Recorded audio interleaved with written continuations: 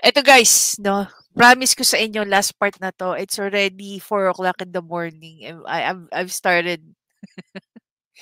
do the doing this reaction since what, 1:00 yata or 2:00 na ng madaling araw. Anyway, um, bigyan ko kayo ng heads up, medyo mahaba 'tong video na 'to. As always, lagi namang mahaba yung video ko. Pero I'm sure 'no, marami marami tayong mapag-uusapan dito sa video na 'to.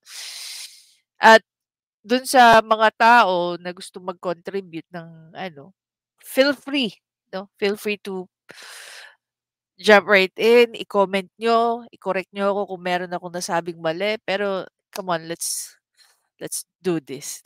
'Di bagay sa'kin. Si Sir Coco Loco yan nagsasabi ng let's do this, eh. Tara, pag-usapan natin. Okay, bigyan ko na kayo ng heads up. So, ito ay isang budget hearing ng CHR and, part nung mga pinagsasabi rito ni Raffy Tulfo, bigyan ko na kayo ng ano, points, okay? Number 1, hin-highlight niya rito yung matagal niya ng experience. Number 2, sinasabi niya sa CHR kung ano ang dapat nilang gawin. Pag-uusapan natin ang mandate ng CHR, okay?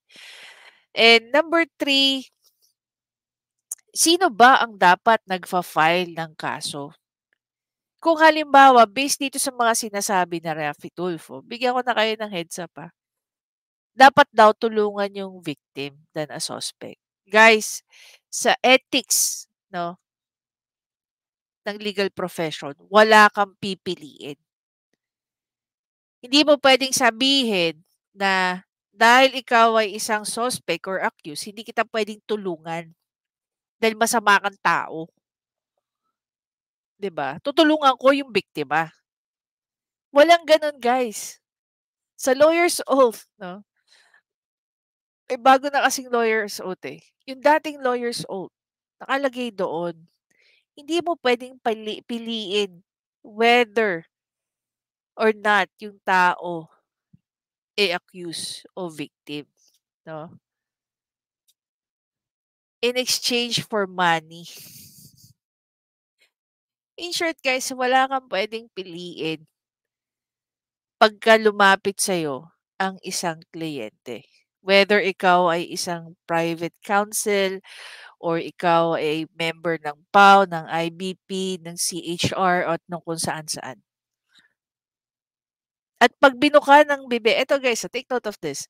'Pag binuka ng bibig ng kliyente, 'pag binuka ni kliyente yung bibig niya to tell her side or his side of the story, definitely may confidentiality yun.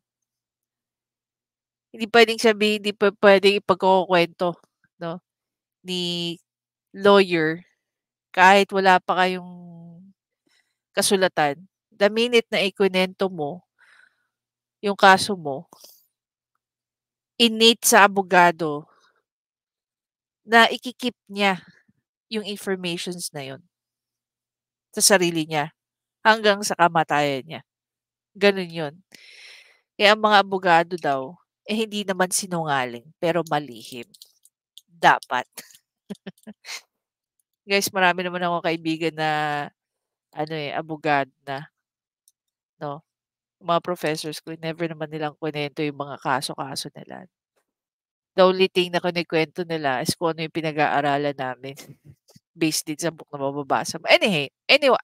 Anyhow, so dito nga sa pag-usapan natin ngayon, lilinawin natin kay Idol Raffy kung ano, 1, ang mandate ng CHR, sino ba ang may karapatan mag-file ng kaso, dapat bang mamili ang mga abogado kung sino ang kanilang tutulungan, and wala pong karapatan si Senator Raffy Tulfo 'no, si Idol Raffy, na sabihin kay CHR kung ano yung dapat at hindi nila dapat gawin.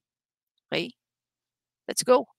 Biktima ng pananakit na kursunadahan lang, sinapok, binugbog, pinasok yung bahay ng walang search warrant, nasaan kayo?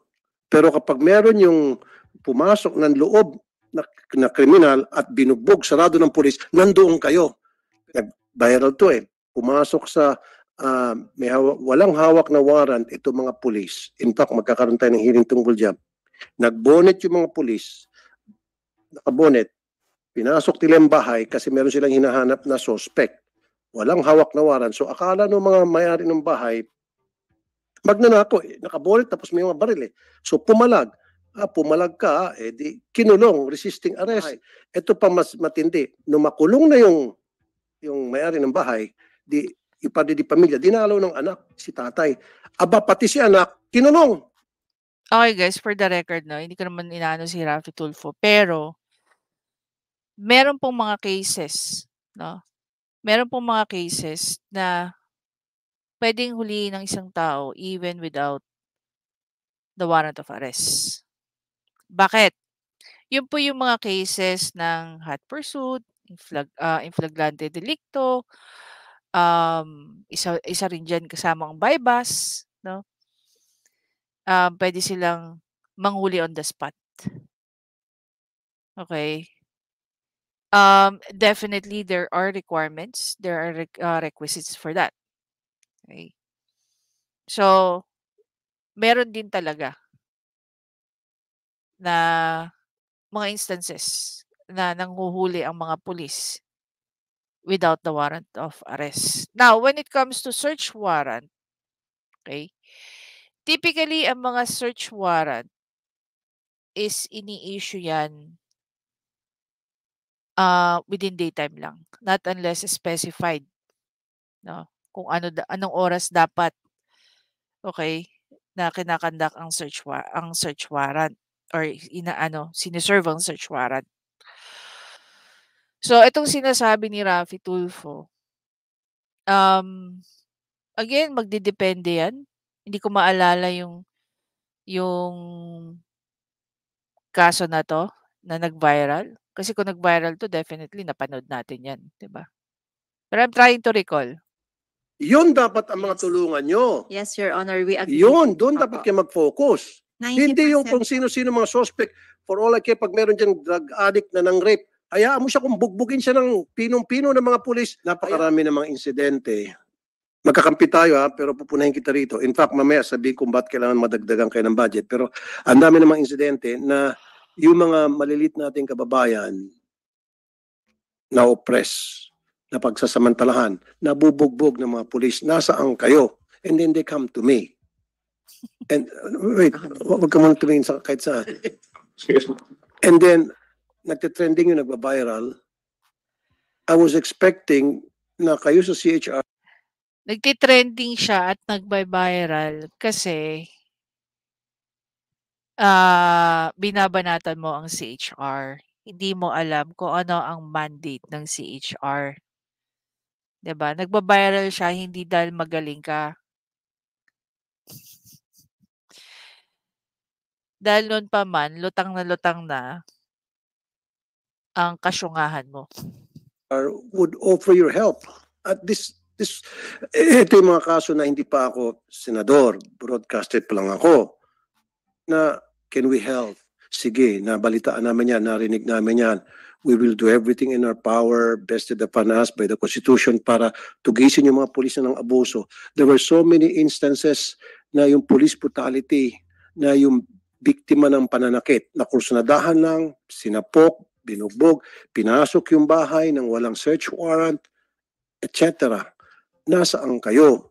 Pero kapag meron yung pumasok ng loob na kriminal at binugbog, sarado ng pulis, nandoon kayo. Okay, here's the thing, no? Pagdating guys sa crime, okay? Wala pong mandate ang CHR na sila ay merong motu proprio or pwede sila mag-initiate ng isang kaso. No, dun sa nabasa ko So, since nandito rin lang naman tayo, basahin na natin. Palakihin natin guys para mas maganda. Ayan. Okay, Executive Order number 163 of 1987. So, this was signed May 5, 1987. Declaring the effectivity and creation of the Commission of Human Rights as provided for in the 1987 Constitution, providing guidelines for the operation thereof and for other purposes. Okay. Whereas the 1997 Constitution has created an independent office called the Commission on Human Rights, whereas there is an urgent necessity or constitute a commission on human rights to give effect to the state policy that the state values the dignity of every human person and guarantees full respect for human rights. Okay? So, punta tayo dito sa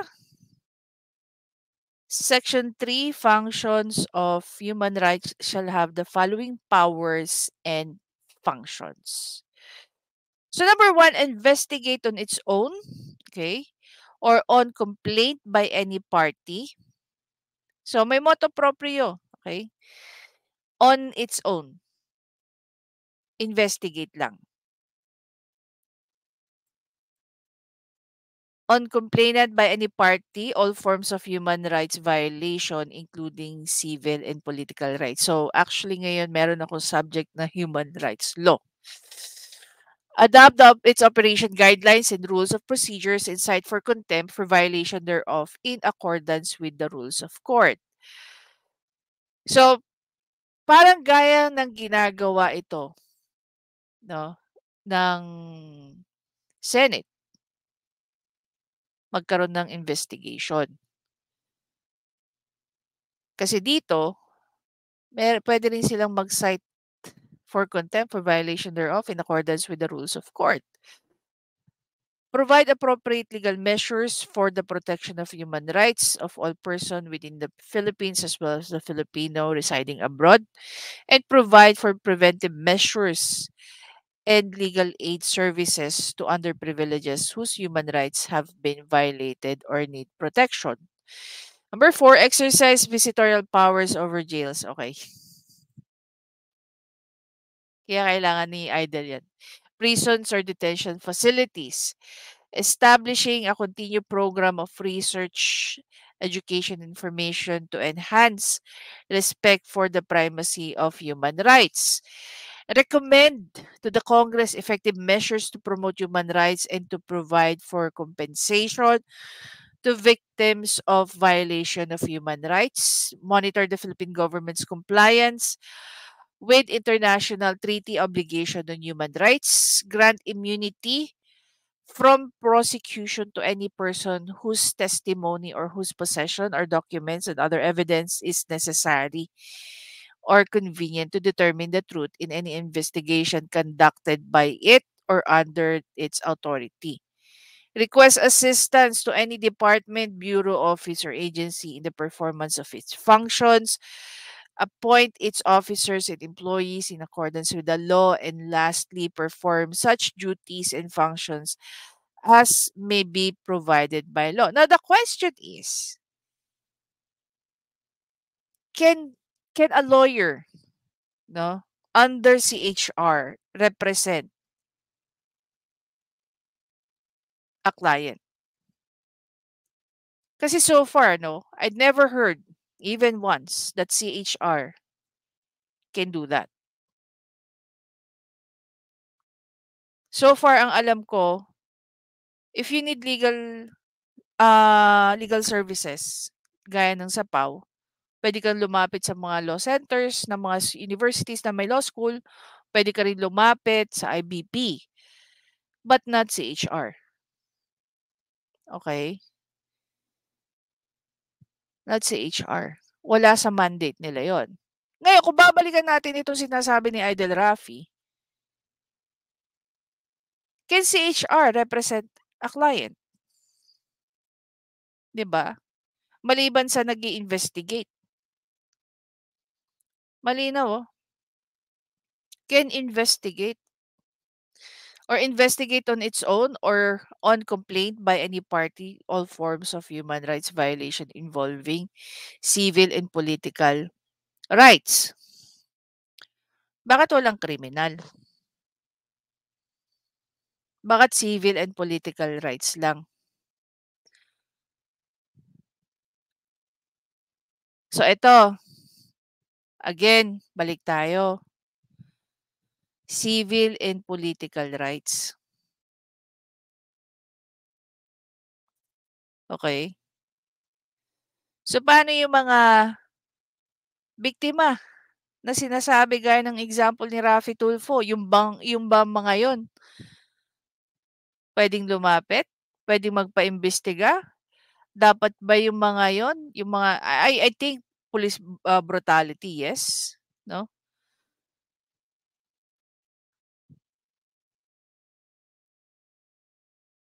So, ano lang dapat ang kino-cover ni CHR? So, 'pag may naabuso ba, antemano dapat si CHR ang lalapitan mo, 'di ba?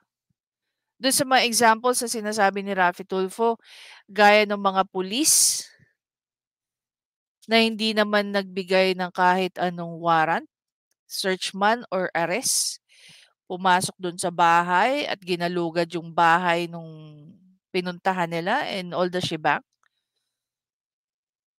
Dapat ba si HR ang manghimasok do'n, 'di ba? Dapat ba ang si HR ang mag-react do'n o ang PNP? Tanong lang, dapat ba si HR o PNP?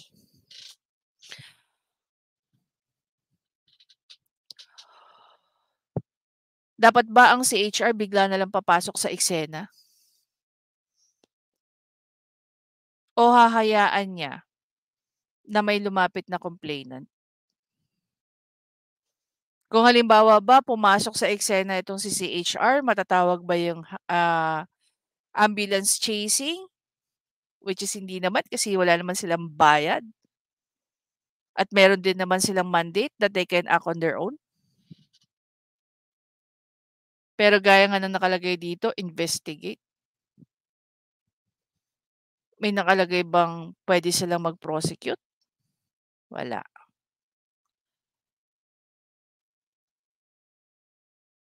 May mandate ba ang CHR for that? Wala,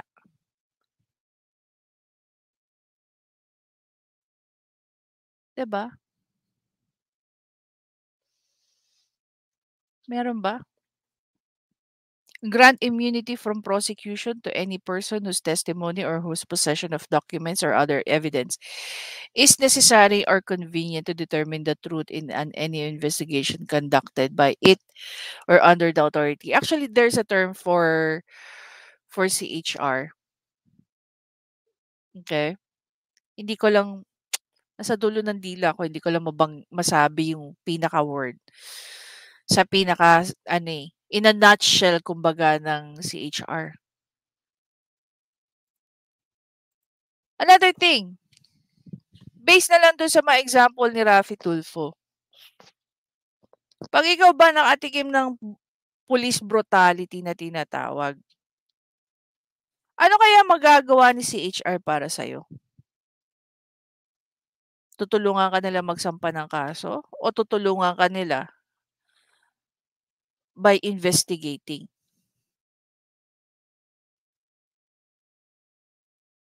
'di ba? Magsampa ba o mag-imbestiga? Alam niyo ba kung gaano kalaki, or karaming kaso ang pinasa ng, AFP sa CHR about sa mga abuses ng CPP and PANDF? S More than 4,000 na.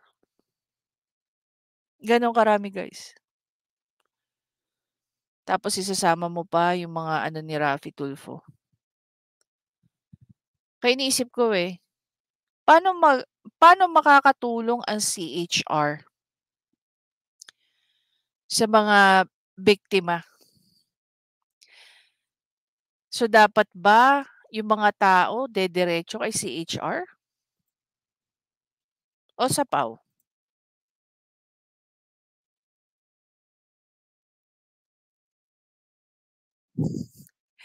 Kino-confuse ni Raffy Tulfo ang sarili niya sa function ng PAW at saka ng CHR.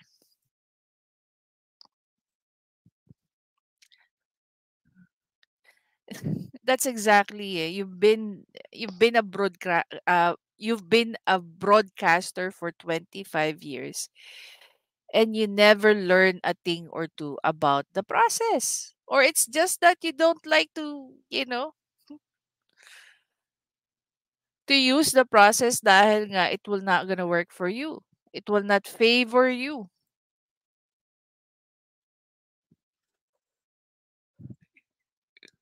Imagine niyo guys, no, sa 25 years na broadcaster siya, and it seems na he's an expert when it comes to police brutality.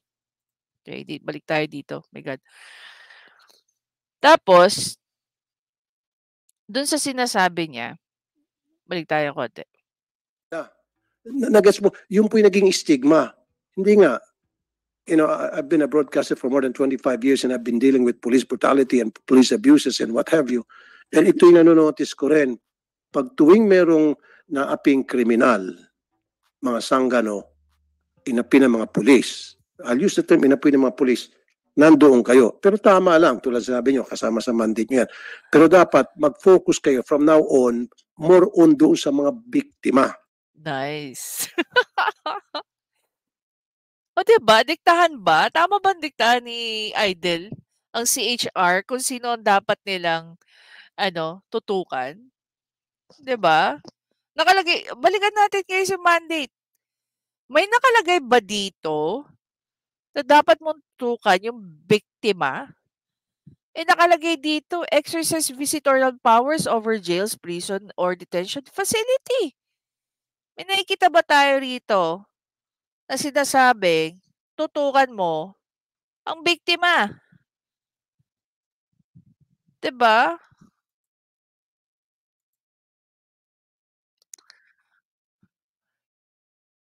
Ah, nagulan ako dun, Balik tayo. Again.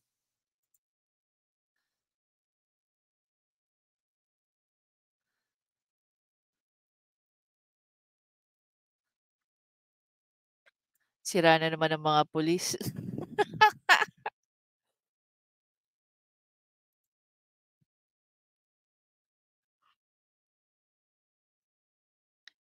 Wow, mag-focus kayo from now on. Guys, kindly take note of this, no? Hindi po lahat ng nakakulong ay kriminal. Ang iba diyan, inosente talaga.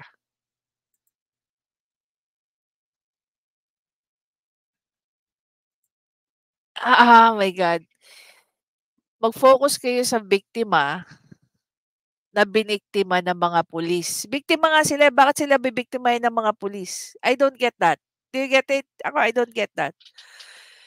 Tama ba kung sino man yung makakaabot dito sa part na 'to?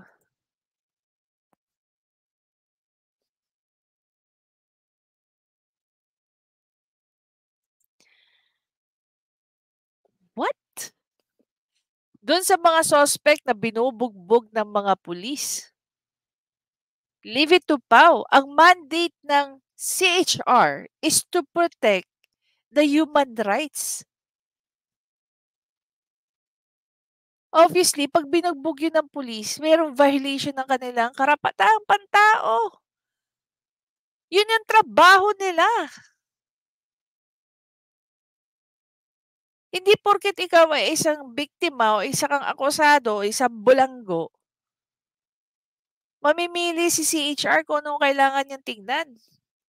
Isa nga yun sa naka-mandate sa kanila, To make sure na walang nava-violate, no, na batas, na karapatang pantao para sa kanila. Just leave it to PAW. Huwag mong baguhin ng isang executive order na halos mas matanda pa siguro sa anak mo. Huh? Division of labor, ano to, groupings? May groupings tayo. So, ito para sa PAW, ito yung para sa IBP, ito yung para sa Supreme Court, ito yung sa RTC, ganyan?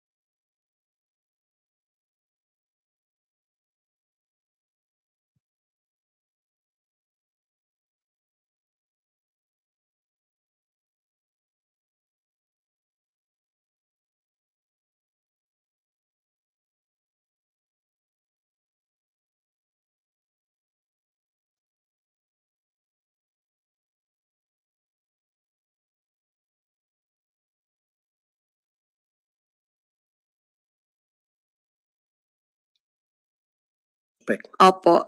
Now again, you're listening but you're not hearing me, or you're hearing me but you're not listening. So, yung victim, Opo. hindi sa suspect, doon sa biktima ng mga Natatawa naman ako dito kay Raffy Tulfo. Wait, balikan natin. Enactment of RA 9745, kung may torture po, hinihingi po namin yung pag-unawa ng Senado na dapat po kaming torture ng mga pulis sa mga suspect. opo. Now again, you're listening but you're not hearing me, or you're hearing me but you're not listening. Wow.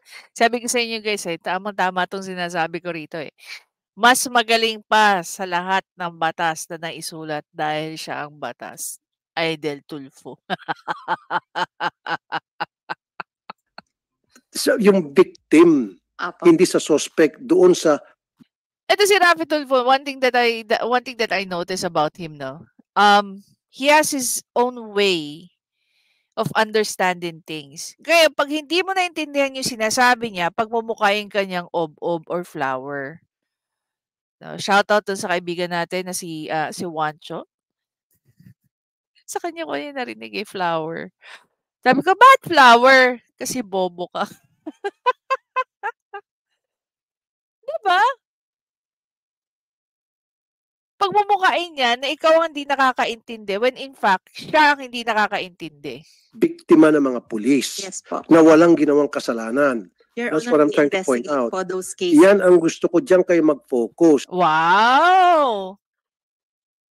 Idol Raffy, you don't tell CHR what they need to do or what you want them to do. They have a certain thing that you call mandates. Gagawin nila kung ano ang mandato nila. Hindi dahil yun yung inutos mo.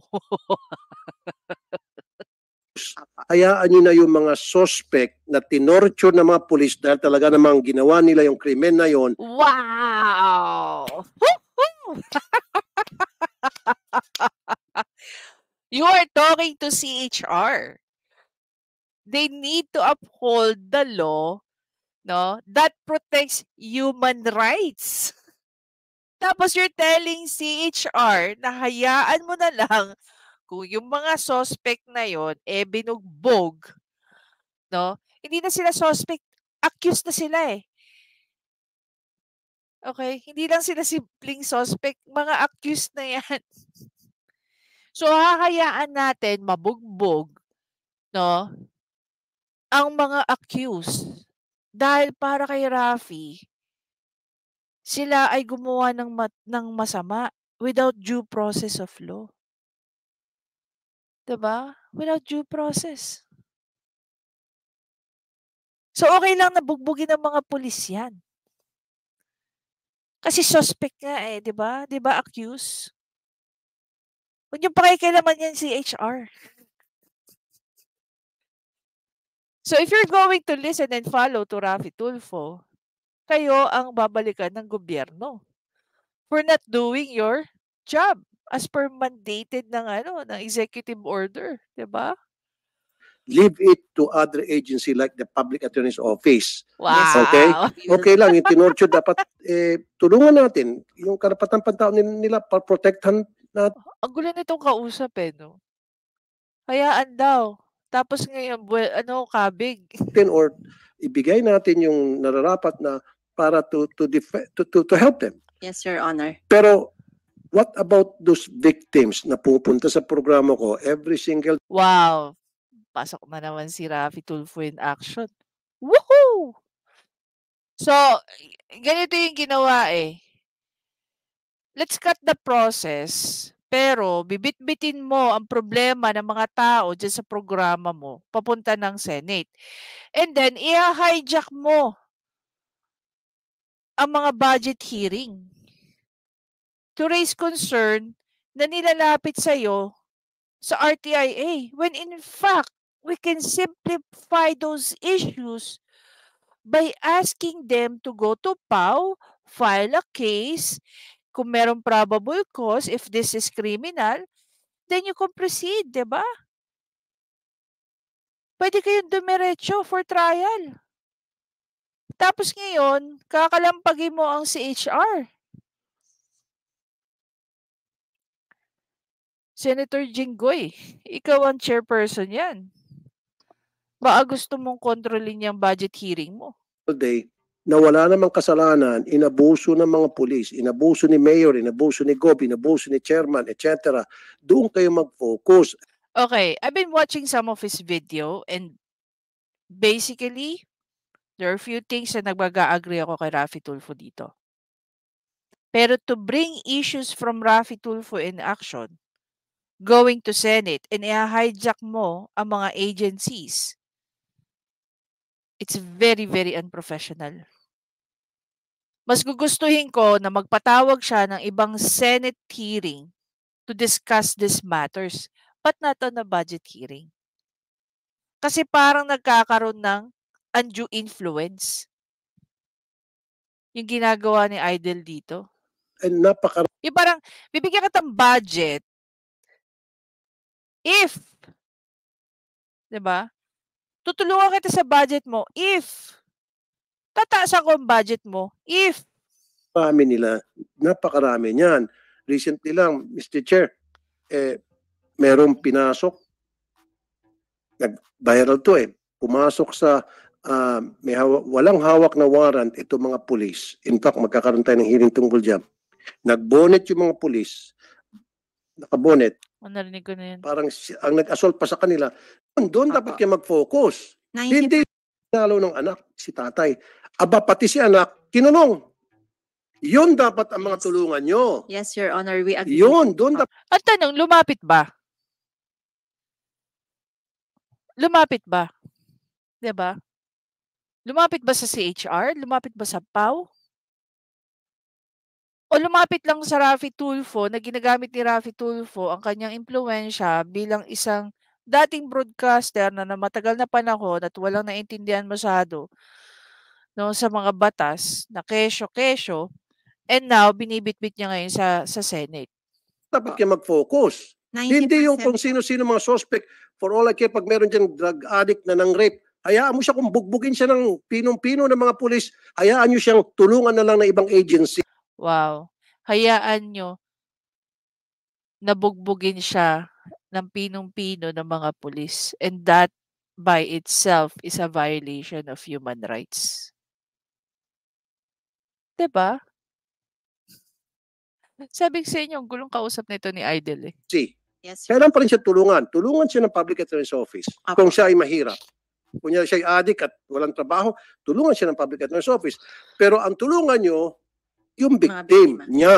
Yes, Your Honor. Lahat po ng Yun ang gusto ko, hindi kasi Yun ang gusto ko Wow.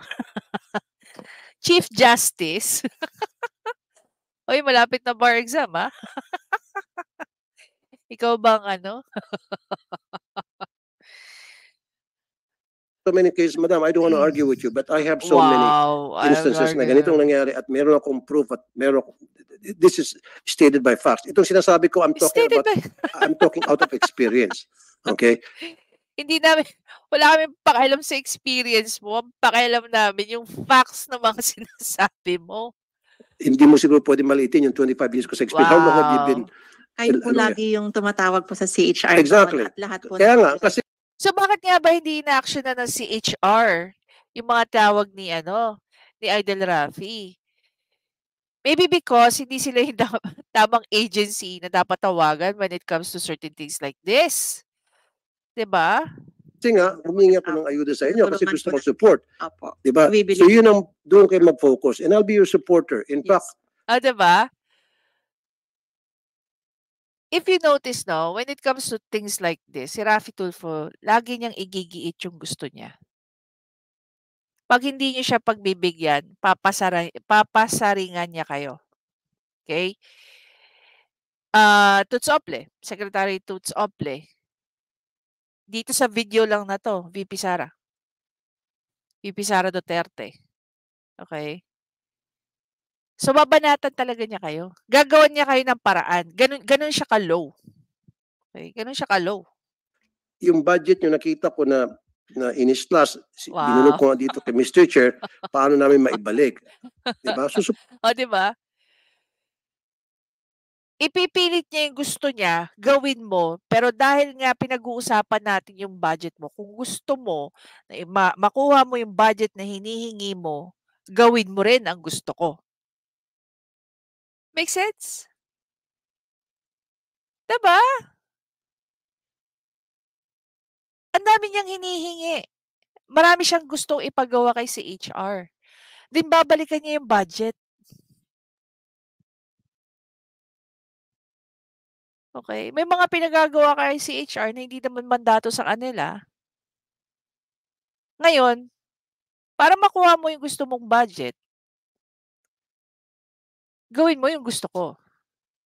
Yun yung pagkakaintindi ko dito sa ginagawa ni Raffy Tulfo. I don't know if I'm the only person, no, na ganun ko naiintindihan yung ginagawa niyang logic. 'Di ba? Kung pareho tayo, syempre type diyan. Na pareho nating nakikita yung ginagawa niya. I-hijack niya yung budget hearing. Tas ang dami niyang mga demand. Dahil yun yung reklamo sa kanya ng mga tao na lumalapit sa kanya sa RTIA. Masabi lang, no, na siya ay isang action man. Whether or not tama o mali ang kanyang ginagawa. 'Di ba?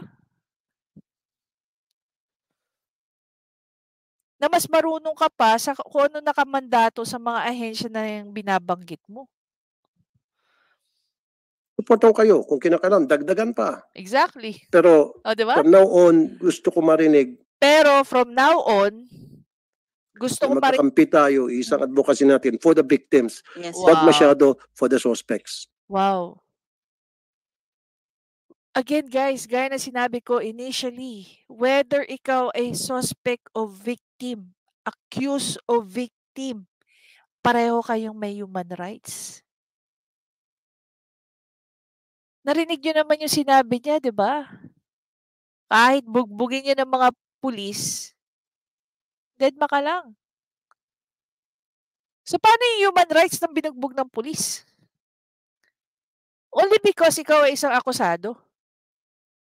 Binugbog ka ng pulis? Eh, hindi, kasi i-justify mo. Eh, kasi sa mga ginawa niyan eh, kaya tama lang yan sa kanya. Eh, paano kung yung accuse mo, no, yung inakusahan mo, eh, inosente rin? Paano yung human rights niya? 'Di ba?